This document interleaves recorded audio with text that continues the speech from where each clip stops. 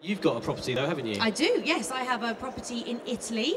I bought it about 2 years ago now, and I just started using it properly last year, and it's wonderful. It's absolutely fantastic. We go out there probably about 4 or 5 times a year now, and it's beautiful. I mean, I just love it. Dickie Bird told me you were looking at the one next door. Yeah, right? well, it came about when we were filming the programme. There was a guy, he's got a stand here at this Puglia Estates, which is just at the back there, and when I first started doing Place in the Sun, I literally, nearly every programme we did, I wanted to buy one of the properties, and then I sort of reined myself in, and we saw this apartment. I was like, oh God, it's gorgeous, and I was sort of showing the couple round, and in my head I was saying, don't buy it, don't buy it, don't buy it, which is not a good thing to do as a presenter, but they bought it, the swines.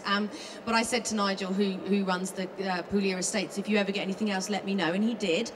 And yeah, I bought it a couple of years ago, and I was out there last year, and it's fabulous. And I think another thing, how many of you are thinking predominantly of just buying holiday homes? Yeah, just somewhere where you can nip out to.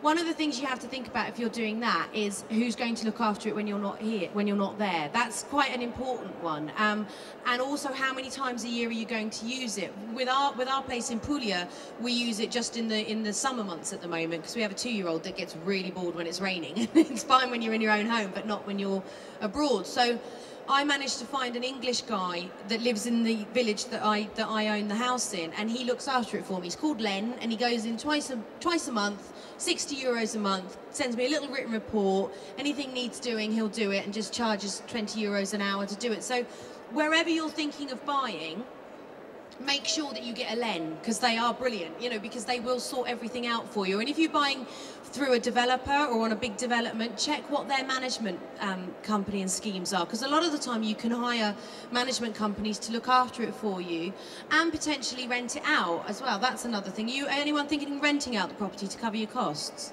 Yeah, that's a really good idea as well. Don't rely on it though, that's one thing I would say, because I think that's where a lot of people come unstuck, because they think, oh, well, I'll go and buy somewhere in Spain or in France or wherever, and I'll rent it out for 15, 20 weeks of the year, and that'll cover all my costs. You've got to make sure that you can afford it if you don't rent it out. So that's quite a big